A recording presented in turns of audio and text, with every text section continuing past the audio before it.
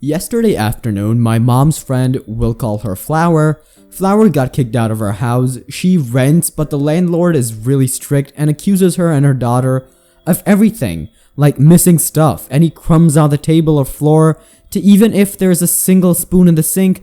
Even if it wasn't hers, my mom's friend is disabled, where she can't walk good and mentally, which is hard for her to remember stuff and take care of her daughter.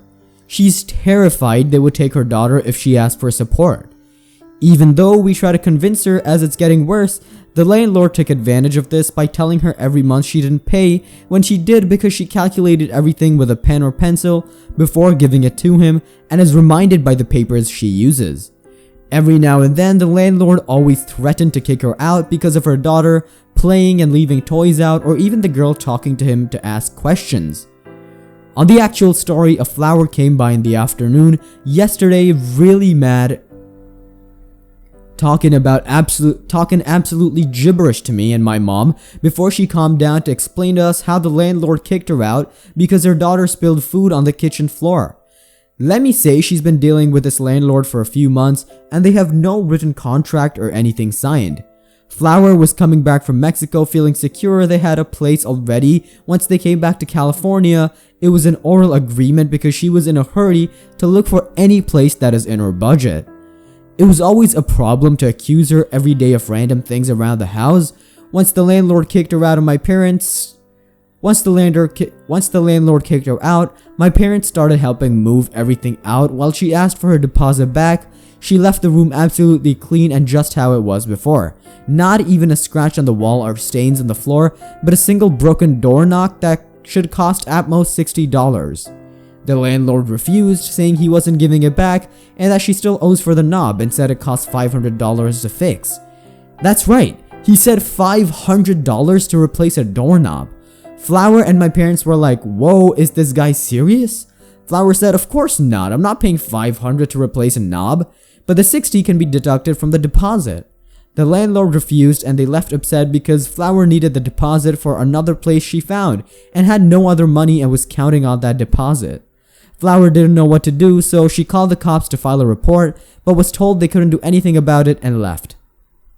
That's when I remembered from all the other Reddit stories about small claims and started researching about her certain problem and was able to get a number since she has photos when she first moved in to when she moved out, where she can ask for help or what to do so they can help her. We're hoping small claims are willing to do something and help her. For now, we're waiting to see if the Flower is going to go through small claims or not. In my opinion, I hope she does because this landlord to me is being very unfair and entitled. I hope I do come back with a good update about this. If there is no lease signed, they're probably hooped for getting a DD back. On the plus side, your friend is probably perfectly fine to turn the heat off when they leave and unplug the fridge with meat in there. Leave some windows open. The only thing I hate more than a bad renter is a slumlord. Teach them a lesson not to take advantage of the disabled for me, would you? No lease means no contract. Just have them change their phone number and stop paying and leave. Next story. So I shared a story recently of an uber entitled Karen. Well, here's another one for you guys to scratch your heads and go, wow, why we wait for resolution from the entitled Karen I dealt with last week. So this happened a few months ago and I was reminded of it by my husband, who told me I should post it. This one is a doozy. I work graveyard while working on my degree, which I graduated in May, thank the Lord. In case you haven't read any other post I've made, I work for an accessible van company. My position as well as all of our positions are remote.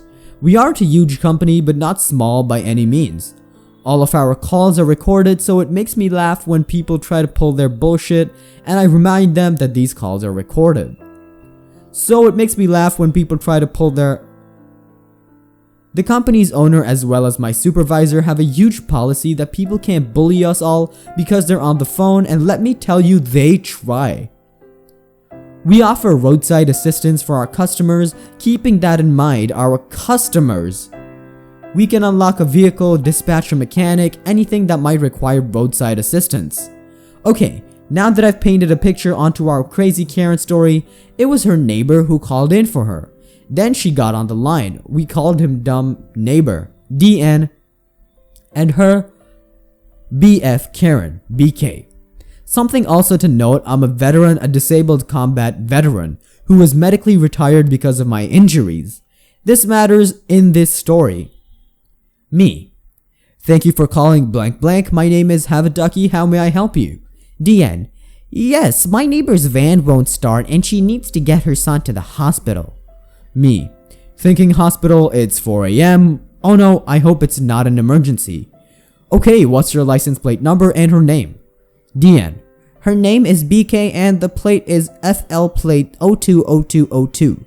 Me. Sir, that's not a plate of any of the vehicles. DN. I can hear BK in the background. I own the van. She owns the vehicle. Something to note, once the van's sold, it's no longer our responsibility, like any used vehicle, place, unless it's agreed upon warranty. Me. Sir, I honestly don't know what I can do for her except look on GPS and see if we still have that van on there. I need to look her up first to figure out what van she had. Click, click, typing. Sir, we don't have a customer, but is it under someone else's name possibly? DN, relating this to BK. She said no, it's under her name. Me. Sir, I can assure you that her name is not in here and we didn't sell her any van. BK. Ma'am, I did get my van from you. Names out competitor. I need to get my son to the VA. Of course, I understand that VA appointments are a bitch to get if missed. I'm thinking of different ways as she's going off about how I can help her. Me. Ma'am, we're not that company. But I know our vans have but I know on our vans we have a disabled switch under the dash by the e-brake. Maybe they do too? I am assuming she looks and says, no. Me. Okay then ma'am, you need to contact wherever you got the van. BK. I did. They're not open and don't have a roadside assistance department. I don't understand your roadside assistance for accessible vans. And I need to get my son to his VA appointment. You wouldn't understand. Me. Actually, ma'am, I understand all too well as I am a disabled veteran myself. I know it's hard to sometimes get another appointment in a timely manner with VA. BK. My son's an injured combat veteran and you're a woman who wouldn't understand what he's going through. Me. Ma'am, I'm also an injured, healed physically now, far from mentally, combat veteran as well. I do understand. I want to help in any way I can within my power. BK. You can get someone out here to fix my vehicle. Me. I can't do that unfortunately, as you did not get your van from us. BK. Then what good are you? This is bullcrap. She hangs up. I think, oh well, I tried. I take my headset off and go back to painting. When I see another call coming through, and who does my caller ID show? BK. I facepalm. Okay, so this happens a lot as we have a few numbers but all are listed to my company. Me. Thank you for calling Spiel. BK. Ugh, not you again. You're incompetent. I want a manager. Me. I'm sorry, but seeing as it is 4:10, there is no one else on. BK. Get me someone now. Me. No, I will not be doing that, and actually I'm gonna be disconnecting this call. I promptly hung up. She called back 8 more times, getting me all 8 times. On the 8th call, she said she was gonna complain to the Better Business Bureau about us. I told her to please do so as I can't do something for her that is literally out of my control. BK. You're a real piece of work, you know that? Me. You too, ma'am, and considering all the time you've spent insulting me on the phone, you could have called someone to help out. Have a great morning, click. Of course, she called when we were open and my boss, who I already forwarded, listened to the call. BK said she wanted me fired. My awesome boss told her she was out of line, as well as crazy. BK, she made on the Good Better Business Bureau call. They sent an inquiry, and nothing came of it. I absolutely abhor it when folks say, you don't know what he or she or I am going through, to a complete stranger they have never spoken to at all. I'm sorry you went through that despicable situation, but I absolutely love the way you handled it.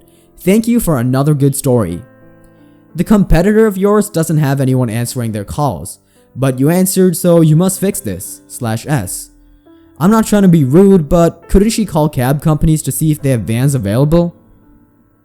That's what so many people don't realize, is that there's accessible vans. Saddest part is, it's in my nature to help people, so I legitimately tried to help her. I asked her if the battery was dead or the battery cables were messed up, told her to check her fuses, etc.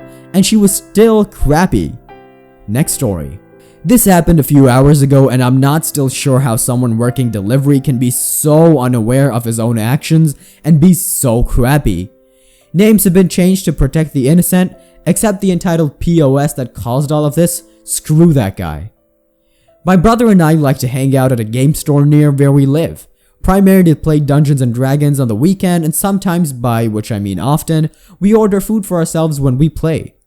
Today I ran a session for a long-running campaign at the store, so my brother decided to get some dinner for us. He placed 2 orders, Wendy's for me and Five Guys for him. Both arrived before us, which wasn't a big deal. The Wendy's driver left the bag on the counter and left. But the Five Guys driver just stood there in front of the counter and waited for my brother to arrive.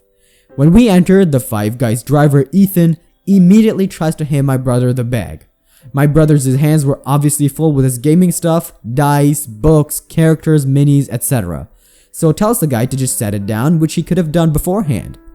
So Ethan takes the bag and immediately puts it on someone's game mat. If you don't know, Five Guys is notorious for selling super greasy food, especially their fries. They take a cup, fill it with fries, then the bottom of the bag with fries, then fill the bottom of the bag with fries. The result is a bag that is now 20% soaked in grease, and this bag was no exception. The owner of the mat was a consultant, we'll call him M for Magnificent, for the store, and helps primarily in Yu-Gi-Oh merchandise and tournaments as a judge. He very politely asked the guy if he could not place the super greasy bag in his stuff, and he was met with, "Whatever, asshole," and walked out. M immediately goes outside and asks for the dude's name so he can report him, and was promptly ignored. Ethan then gets in his car and peels out of the parking lot. Almost immediately after this, the store gets a call, and guess who it was? Ethan. The little shit called the store and immediately starts screaming at the co-manager. We'll call him A for astounding. Going on about, "Your employee was so rude and he confronted me in the parking lot. Wah wah wah, cry me a river" type of chicken stuff. The thing is, M is not an employee. Everything Yu-Gi-Oh based he's done for the store is all volunteer work. A has no idea what's going on and asked Ethan if he could come back to the store to work something out, but was promptly hung up on before he could finish his sentence. M is pissed, A is confused, and I'm panicking because I think it's all my fault for asking my brother to order a DoorDash. We all thought that was that. We could get on with our lives and forget about the whole thing. That is, until the police showed up. That's right, 15 minutes later, 2 police officers enter and start talking to A, then M. Apparently, Ethan called the police and said that M had blocked him in the parking lot when he tried to leave in his car. He literally had to walk out the back as he was about to have a panic attack, and I wasn't sure how this would play out. I am so blessed to be a part of a gaming community so loving and caring for each other because we closed ranks. Several witnesses, my brother and myself, spoke with the Officer Cool and Officer Chill, and it was determined that Ethan is a sentient mobile pile of human refuse who is also known as an individual who has sexual relations with his own mother. We spoke and acted like mature adults and were treated as such, and Cool and Chill determined that no illegal activity had occurred. Cool even let me hold his flashlight when I asked, and the 2 of them were amazing. As to whether Ethan would be investigated, that remains to be seen. We did report him via the DoorDash app and with the DoorDash customer service, and were told that they will look into this incident, so many people stuck up for M. We even had one guy say he would get arrested in M's place if the cuffs came out. And there may have seriously been a mini I am Spartacus moment. Hopefully, Ethan gets exactly what he deserves, but if he ever tries something like this with us again, honey, you've got a big storm coming. Strikes pose. I have had more bad encounters with DoorDash than good. My neighbors order a lot of DoorDash, so instead of looking at the address, they take my food to them and mark it delivered. When called out, they think they can just grab my now ice cold food and bring it to me. Wrong! I always call customer service and get a fresh order of food with instructions that the bag must be sealed before pickup and tip removal. They lose their tip because they're too lazy to read the address. I hear ya. Last week my Grubhub driver left my McDonald's bag outside in sub-zero temps and made me think he left it in the wrong spot. Didn't even try to put it in the foyer like the instructions say and made me go on a wild goose chase looking for it. He wasted 5 minutes of my lunch break and made me leave my food in the cold for 15 minutes. The others always did but never followed the instructions fully, so now if they don't follow my instructions, I'm calling customer service. Next story. My mom and I stopped by the post office on the way home. At the time we were in a Mini Cooper. There was only one other car in the whole parking lot up in the front building. There were 2 available spots to the right of it, directly in front of the entrance, and several to the left. Mom pulled into the open spot furthest to the right, leaving an empty spot between her and the other vehicle. Mom gets out of the car and grabs the mail. It took 2 minutes at most. Walking back out an older man, 70s, had rolled down his window in the other vehicle and began accosting my mom for parking right next to him. "Oh, there's an entire parking spot between us?" replies my mom. Now these aren't compact parking spots, these are extra wide because this is a rural town and pickups, work trucks and vans are more of the norm. So you could fit nearly a whole Mini Cooper and a half between the 2 vehicles. The man continues to complain that we parked too close. How's my wife supposed to get into the car? And he starts condescendingly instructing my mother to get into her car and park somewhere else and even know how to park. And on about why it wasn't okay to park so close to his vehicle and that his wife couldn't get into the car with how close we were parked, and that no one is allowed to park in the first parking spots but them. At this point, I'm wondering if his wife is disabled and using a motorized scooter, though there was beyond enough room to accommodate her if that was the case. There was also a handicapped parking spot further down near the ramp for the walkway, so it wouldn't explain why they parked there anyway.